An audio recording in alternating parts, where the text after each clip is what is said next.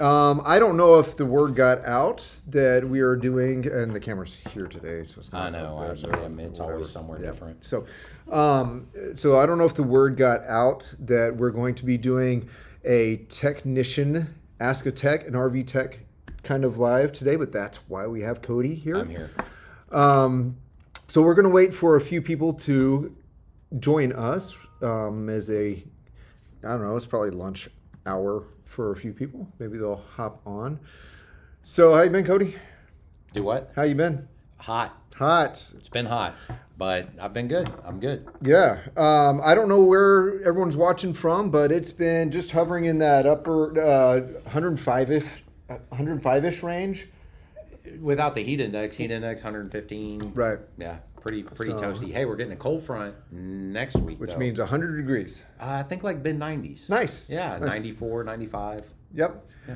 Okay, I see a few people coming on. So welcome to Friday Live. And again, we have Cody on this week so that we can ask him questions on RV related things, whether it be maintenance or repair or equipment, things like that. So please go ahead and drop your questions in the comments. Hopefully they will come through and we will see them. There's John Roberts. Hey, watching from the moon. That's awesome. With some emojis, I'm guessing. He might have some questions on his oxygen system on his rig. So, Took me a second. so yeah, drop us some questions and tell us who you are, where you're watching from, and stuff like that. Because depending on where you're watching, it may just come up as a Facebook user or something like that. Happy Friday, Facebook user. Happy Friday. So I do have to know if we, particularly in the southern part of the U.S., are facing such temperature issues. Are you seeing temperature-related things come through the service department lately? Like, are there more like check my AC or whatever? I don't know. I don't think so. No, No, surprisingly, they not. got that worked out beforehand. Yeah, that's a good point. But no, I don't recall that I've seen or had a lot of requests for that. When there are RV AC issues. Mm-hmm. What is usually required there? Where they say my AC is not cooling. Mm-hmm. What's usually required to check it out, and then what is probably the most common fix? Well, I mean, checking them out is usually checking powers, make sure we have all our 120 volt, all of our 12 volt we're supposed to have, and then usually from there we go to putting like an amp clamp on the compressor, seeing where our amp rating is, see if it's in specification. If it's low and the compressor is on, generally that's going to lead us to believe that the system is leaked out the refrigerant, so it's which leads to Thank you. a replacement of the air conditioner. The whole They're unit. non-serviceable, so you can't. It's not like your car where you can connect gauges in a refrigerant machine and recover and recharge the system. Oh, I was wondering if that was the case. Okay. Yeah, so they're sealed systems. They're non-serviceable to that point. Now we do see capacitor failures, which are somewhat replaceable. Depends on if we can still get them. Some of the manufacturers have stopped production on them. Okay. As repair parts. So. All right. So here's the question: in this heat, how much will the RV cool down? General rule of thumb for your my RV air question, too. conditioner is 20 to 25 degrees below ambient temperature. So let's just go with an easy number, 100. Yep. The best you can hope for is 80-ish. Which, you know what? I think 80-ish. it's pretty common. And that is also gonna be dependent upon other factors. Are you in the shade? Are you in the direct sunlight? All of that is going to play into that as well. Do you have ducting through your trailer, or is it just a straight cool down? All of that plays into the ability to cool effectively. All right. And if you can only get down to that 20-ish degrees, then my next thing is add some moving air, because if you don't have air moving around, Right. ooh, stifling. Get some fans. Yep. Question, where's PJ and Lindsay? But yeah, so good question. PJ is out on a family Trip. trip And then Lindsay is actually in the building, but she's covering our finance office desk. So she's doing really important things today and holding that down. So in their absence, we're just doing our best. That's the other reason I'm here. Yeah. So I had to bring on someone with some knowledge, because usually PJ holds down the logical knowledge into things, and Lindsay holds down the entertaining end of things, and I just play middleman, but we're doing the best we can. So, hey, hope you have a great weekend. Thank you, Rex. I hope that you are doing great, and I think it's neat that you picked up a fixer-upper trailer recently, if I remember correctly, just as a hobby to turn into something. So keep posting, and I'll stay tuned. Anyone else? Questions for Cody, since we have him here? Finally made it. But your Facebook user, you got to tell me who you are and where you are, because Facebook doesn't always tell me these things. So anyways, questions for Cody. Is there anything that you've seen people do when, let's say they're in the southern part and it gets hot year after year? Sure. It's just a known thing. In particular, and we'll come to that question here. So hold that one. My trailer, the front wall just turns into a radiator. Mm-hmm. And I keep on thinking I'll just turn the trailer to where that front wall is not facing west. Sure. For the evening time sun, the afternoon sun. But then my trailer has a rear ramp. It gets blazing hot. It counteracts my AC. Yeah. What are people doing? Do people do anything? Shade. Got to find some shade. Add an awning on the front. Add an awning on the back. There's possibilities for things like that. Radiant barrier in your windows. If you're permanently camped, Shade RV makes a product that goes on the roof to cool rooftop temperatures. There's just different ways, but there's no one like do this.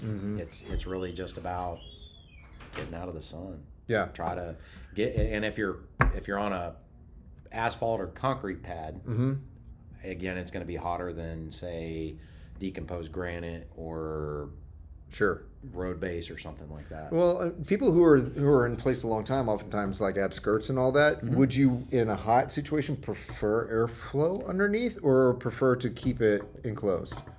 That's actually a good question. I don't have a good answer for that. I would think enclosing it would still offer more shade cooling underneath the trailer from radiating up. Okay. But generally that is a wintertime thing. Okay. So I don't know. I don't have a good answer for how that would reflect. Sure. I'm wondering if it would have an insulating effect. And for me, my go-to is insulation is insulation. Yeah. It helps you against heat and helps you against cool. So maybe it has an insulating effect. All right. So, I will definitely tell them hi. All right, let's see. Road temperatures and tires. We were actually just kind of talking about this. Go ahead. I had seen a report that Sid Miller was suspending truck inspections. Who's Sid Miller? Not everyone's in Texas. He's like the comptroller or railroad commission head. No, something in Texas. Something else. Yeah, he's up there. But because of the surface temperatures, I think they showed our road temperatures, roadside. Just on the roadside, we're 146 degrees, the heat coming off of them. So unsafe temperatures for his guys to be out there doing the inspections on the truck. So they've kind of suspended that temporarily until we get some cooling weather. So it's absolutely the heat is it's hard on your tires. Yes, you're going to see much higher temperatures in your tires than you would when it's not this hot. So which can lead to blowouts. Yeah. So definitely this is a good topic for tire pressure monitoring systems. If you don't have them on your trailer, it's probably a good idea to maybe look at investing something like that if you do plan on traveling when temperatures are this high. So obviously you want good, let's say you have tires that generally are in good shape. They're not too old, no dry rot crack, no bulges or whatever, but it's going to be hot and you're going to be on the road. Yep. Are there any things that you recommend other than monitoring? Like what can you just, it's hot, this is what you do to reduce the chance of blowout? Make sure you're at the proper tire pressure. That's it. Yeah, I mean, let's not let's not add to it. Appropriate. I can't say. So Is there a convention? I always say to manufacturer pressures. We definitely don't want to be on the low side. The low side will always generate more heat Because of the for flex. under, right? Because we end up doing this Right. on the sidewall, which generates more heat, which will lead to tire failure a lot faster. Correct me if I'm wrong. Blowouts typically happen on the sides, not so much Not in necessarily. the middle. No, Not necessarily. So it's just going to be wherever that flexing finds a weak spot in the tire. Okay. Because your tread is actually going to separate. That air is going to move to an area real fast, which then blows the tire open. So Okay, so in the heat, just stay on top of the tires first and foremost. Check it over and over again. Pull over, see how they're doing. So there you go. Let me see if I have anything else. Natalie, first time teardrop camper. Lots of questions. I'll keep scrolling, see if we get some from you. Here's one from Michelle. If we have our camper sitting in between camping, is it best to keep tires off the ground? If so, what is best to use? Oh, Sure. A-Liner Ranger 12. A-Liner Ranger 12. So I would say that's going to be dependent upon how long it sits. So if it sits for, and this is hard for me to say because it'll be dependent upon the type of tire, you can get flat spotting on the tires, which will lead to irregular heat patterns when they go to warm up, which then again can lead to tire failure. So yes, it is a good idea if you can. There's a product on the market that I've seen. It's nothing that is like widely used. That was kind of like you would put them up against the axle out by the wheel, and then you like drive up onto it, and it acts like a jack and just jacks the whole thing up off the tires up At off the the ground. axle. At the axle, yeah. Which is a question I was about to ask because it's an A-liner and there's a lot of trailers that have a similar frame. They're designed for stability jacks, not for leveling jacks. Right, so exactly. to get those tires off the ground, the frame may not be designed to hold the weight at the corners. I wouldn't do it at the corners. I mean, if you really want to get your tires off the ground, you would have to go in, jack it up, put a jack stand or something at the frame close to the axle or to the tire. Let that support. I would still your tongue jack will create your third point of contact. Right. I would still run my stabilizers down to help stabilize that because you're still going to be sitting on a smaller contact surface than normal. So there's different ways to do it. There's no necessarily right way. There are definitely wrong ways. If it's unsafe, it's wrong. But I don't necessarily say there's a 100% right way to do it either. Okay. Let's see what Chris says. Yeah. Hi, Chris from Pennsylvania here. I have a 2021 Rockwood high wall 296. It has an electric winch to raise it up. I have had to replace once already. Is it possible to replace with a manual winch? I don't see why not. Never done that. Never. I've never converted from one to the other, so I don't see why you can't. It may be a lot more work than you want to do with possibly the conversion as well as having to manually crank it. But the electric lift systems, they do fail on that stuff. So yeah, we've seen failures in them. Yep. Forgot to mention we keep our camper on concrete in the shade most of the day. So that's back to The A-liner. Right. Okay. Yeah, this isn't really them being stored off of the tires is not really a heat thing. It's just about sitting. That rubber tire sitting in one spot for so long just creates a flat spot in the tire. Yep. That's not heat related. That is just time related. So. Okay. Do you install TPMS systems well? We do. We do not do interior mounted ones, which means we don't dismount the tire and install it inside the wheel. We don't do that style. We do the ones that do thread onto the valve stem that can either run through a phone app or through a separate monitor that goes into your vehicle. It just kind of depends on what you want to use. Some of our trailers are coming pre-wired for a system. What's that system? Yeah, so Lance actually has started using the TST system, which has a monitor. It's a pretty good system. Lippert makes a good one. ASA Products makes a pretty good one. I've had experience with those three that I really like. I think do a good job.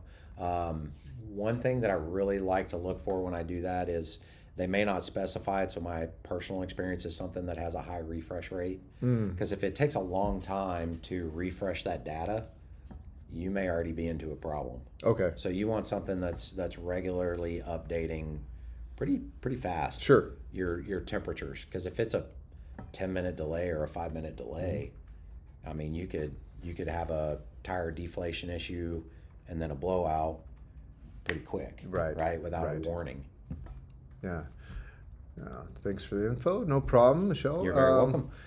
Kim, if lithium batteries are installed outside of an RV, will the extra high temperatures cause damage? So as all batteries generally have a specified operating range. I can't necessarily specify damage. I would have to look at what the battery manufacturer says to that, but most of them will lose performance at their respective temperature operating ranges. Yep. My solar panels are permanently fixed on the teardrop, I'm guessing. I worry about damage in transit or hailstorms. Is there something to protect them? Really thick blankets and quilts. I don't know. I mean, nothing that I'm aware of. I think that's going to be something like search the forums kind of thing, see what other people might be doing. Have you seen those blow up things people put on their cars? or funny, even the mechanical umbrella. That stuff more in this area recently. Yeah, we've had more hell. It seems like, but flexible panels, the hard mount panels, what we call hard mount, they're hard frame. They don't contour to the roof or anything like that. Really can take a pretty good beating without showing any damage. What you would probably have on a teardrop is going to be a flexible. It's going to be a softer shell. They're still pretty durable, but yeah, they may be more susceptible to a hailstone or something like that, actually causing some indentation or possibly permanent damage to them that may affect their ability to operate. But no, there's nothing I've seen or heard of to protect panels. So I wonder if you've gone through a hailstorm, you may or may not be able to see like impact spots and all that. Is it possible for them to themselves with a multimeter or to bring it in and say, hey, can you test the output of this to see if this spot of impact has made a significant difference? You could. I mean, most solar panels are pretty simple. If you can find the connections straight off of the panel, I mean, basically every panel has a specified like open voltage. You're going to check for that voltage. If it's present, technically the panel would be operating as designed.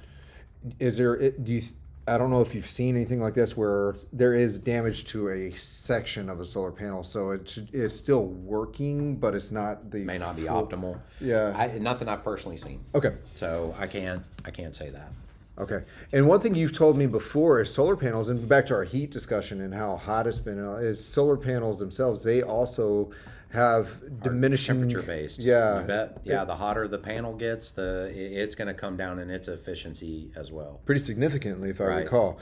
Which is why you, for your own personal setups, prefer panels that have a more shiny or silver bezel on it versus a black one, because the black. Yeah, I mean it's going to reflect the heat a little better. I mean, they're going to get hot, but I guess that's the nice thing about a rigid mount panel or a hard mount panel is that they are raised slightly off of a roof, so you can get some airflow around them. Whereas with a flexible panel, it's generally screwed down, glued down flat, and surface temperature is going to have major effects on it.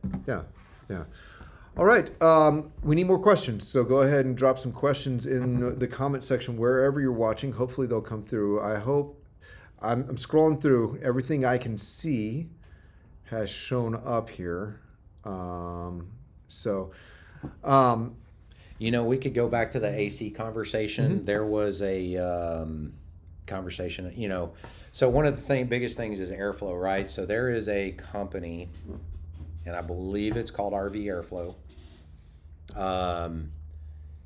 It is designed to help increase. This is for a ducted system. So if you have ducting through the roof of the trailer, this item can be installed, and it's supposed to improve the airflow efficiency to those ducts. So the air conditioned air moves through the ducting more efficiently. All right. So you're not just wasting Correct. the conditioned air. That's my understanding. I don't have any personal experience with it. We actually have a manufacturer here that I believe is installing it from the factory. The one thing that you do lose with that is if you have the option to open that the downward register where it blows straight down. Because when you put this device in, it blocks that option. So all you get is the airflow to all the other registers. But I've never read or heard anything real negative about it.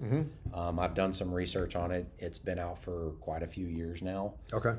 It's just kind of really making itself mainstream, and everybody seems to like it for the improvements it makes. So, yeah. Very good, very good. All right, we need more questions or more comments. Anything that we can respond to since we got Cody on this week for the Ask a Technician, RV Technician kind of segment. This where we just got here on the live. Live in Houston, planning to buy a 850 SC. Do y'all install rigid panels? Cody, take it away. We do. The 850 SC. Help me with that model, Clint. Who makes it? What's an 850 SC? There's so many it's numbers. Solid. Is it a North Star? I think it's North Star. Okay. Go ahead and drop in there to remind us. Sorry, we're drawing a blank on which one that is. We do. If it is a North Star, and the only reason I bring this up is we generally are going to look at probably doing a flex panel on a North Star roof due to the way they're constructed. There's not a lot of pop up. From North there's Star. not a lot of material there for us to screw into. Unless we go all the way through the roof and do a sandwich brace. Yeah. Which would be really solid. It will. But that is it just won't look good. It won't look great. It becomes a wind issue with the way a rigid panel will catch wind and pull out of the roof. So typically we would look at probably doing a flexible panel on something like that. Oh, so not a problem. Okay. I mean, we can do all that as long as the customer's good with it. I mean, a pop-up, we can go all the way through, and yes, we can do all that kind of stuff. Houston can do that kind of stuff if you're shopping at our Houston location. He's looking over his shoulder because our general manager for Houston happens to be in the room up here in Round Rock today. I'm waiting for her to look back at me and say, "What are you doing to me?" We can do it. So the guys there are good, and if they have any questions, they just give me a shout. But absolutely doable. Yeah, if you want something super sturdy and rigid, that might be the direction you go. You just gotta. Yeah, that would be my recommendation, just because of the way those roofs are generally constructed. Houston doesn't have the 850 SC in stock, Suann. Just so you know that. Okay. We don't. That's correct. So, all right. Well, come visit us here. We'll be happy to help you out. All right. Other comments and questions for this tech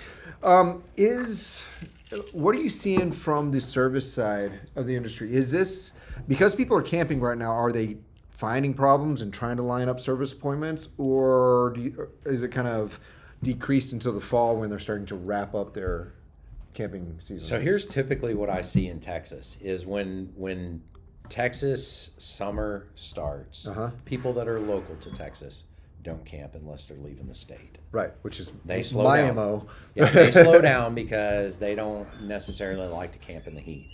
So that's generally when we actually see our service ramp up, just for maybe issues they found in the spring. Or maybe they're getting ready to put it in storage until fall, or they want to get it checked out and be ready for fall. So it's just a big mix.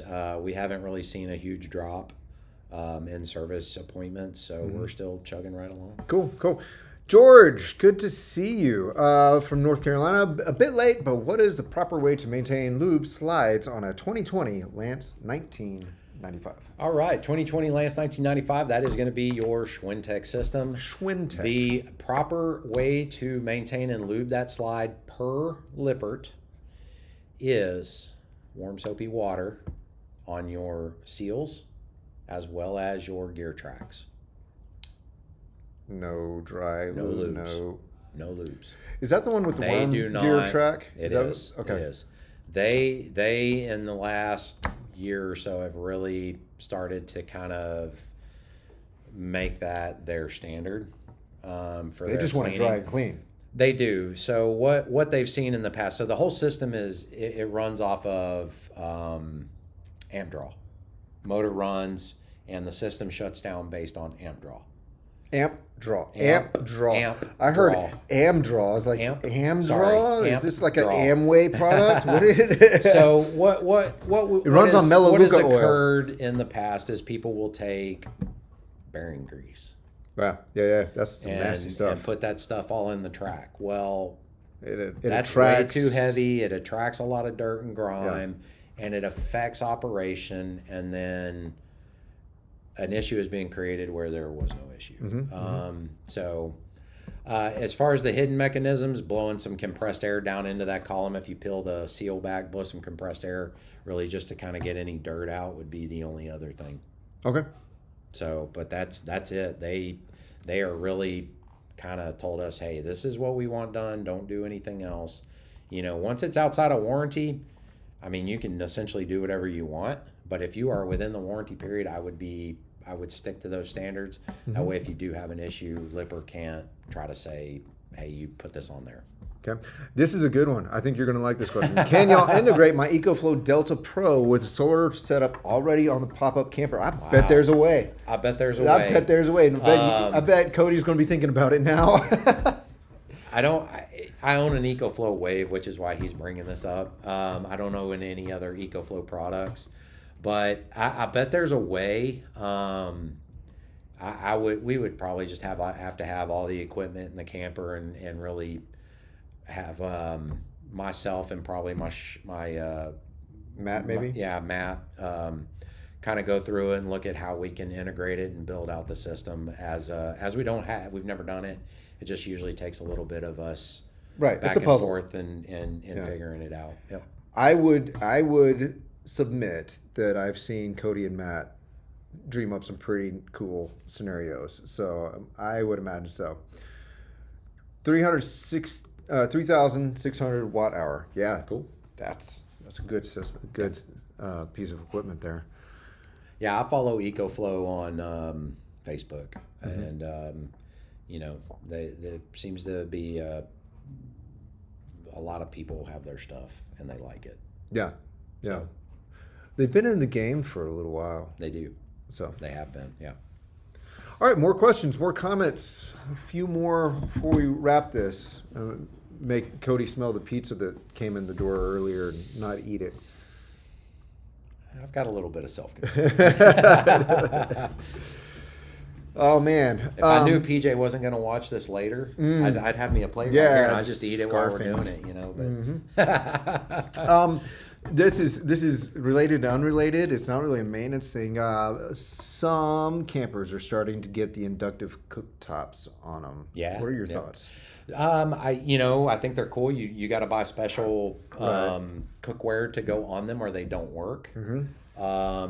I just don't know. You- I've never used inductive cooking whatsoever. So I've the power consumption? On it. I don't know. Okay. I just Something- know that something to learn. when we've done some PDIs here that have them, they're like, the cooktop doesn't work. I'm like, You're using the it's inductive. You got to have the right. You got to put something on it in order for it to turn on. Essentially. right. You're not going to be able to go Yeah, like you this. can't just put your hand on it and go, yep, it's getting hot. And it takes a special type of cookware to It do does, that. yeah. So you have to have something that actually works with an inductive cooktop. So I have so much to learn. it's kind of cool, but you got to take into when you start looking at more devices that are electric, your overall power consumption, right? So 30 amp camper, that's all you get to use. Your AC's 12, your water heater's 12 or 13. If it's running on electric, and then you've got some other things that are going to kind of be on, other things that you plug in. You have limited power availability, right? So you got to kind of pick and choose sometimes what you can run, what you can't run, to get through doing everything that you need to do, everything you need to do. Yeah. The question is, do we have the 850 SC in stock? In Round Rock, it shows on our website right now, I saw the question come up, that we have two. in stock, and I would invite you to give the sales team a call so that they can give you details on those two. For sure. And that's just what I see on the website right now.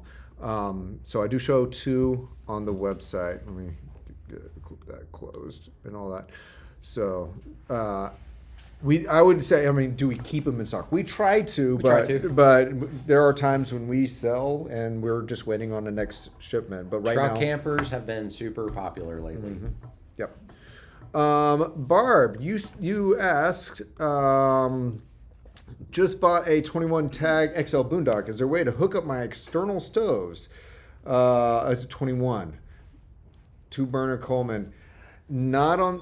I think they just added the external. I was going to say, when did they add that? The biggest thing when you look at some of these stoves, some are going to be made for hooking up to an RV, right? They're not regulated, so they run off of the regulator on the camper. A lot of your Coleman 2-burner stoves already have an onboard regulator. Generally, you're going to have to find an adapter kit. That regulator is going to have to come off, and you're going to have an adapter kit installed so it can run off of the However, if it's more like a Blackstone or something along that type, right? They come ready to go either way. Right, they may come with the adapters. Sure. So it has. So what you don't ever want to do is double regulate, because then you have like not enough flow of propane. That's right. So the next logical question to me is, can you add an external fitting so that a Blackstone can be used? Yeah, they probably have a manifold under there that has the ability to add a port to it or something. Maybe some of those are assembled so tight that we have to get new ones because we can't get the fittings out of them without stripping everything out, because it's definitely where you don't want a leak to appear. But yeah, there's probably something that can be done there. So Barb, that's the 21. I don't believe has an external gas port, but I am saying there's a chance. I don't know when I can't keep up with when they make all the changes. So for sure. Right. Great, so I get to buy a new Blackstone. If that's a good thing, I mean, sure. I want a new Blackstone too. So by all means, buy a new Blackstone.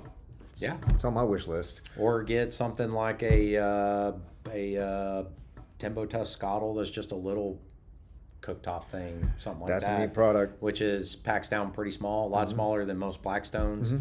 But you do just have, and you got to have a bottle to screw onto it, a 1-pounder. Or you can run it on butane. It comes with a butane adapter, and the butane cans are tiny. Yep. So another option there too. However you want to run. Yep. Okay, I am not seeing any more comments or questions, and we're past that 30-minute mark. So I do want to thank you for joining us for this live. You're welcome. And you too. Thank you too.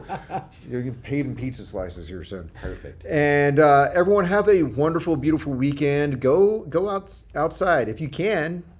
Camp somewhere, and we will see you again soon. Happy 4th. Happy 4th of July. Good one. See you, everybody. Bye.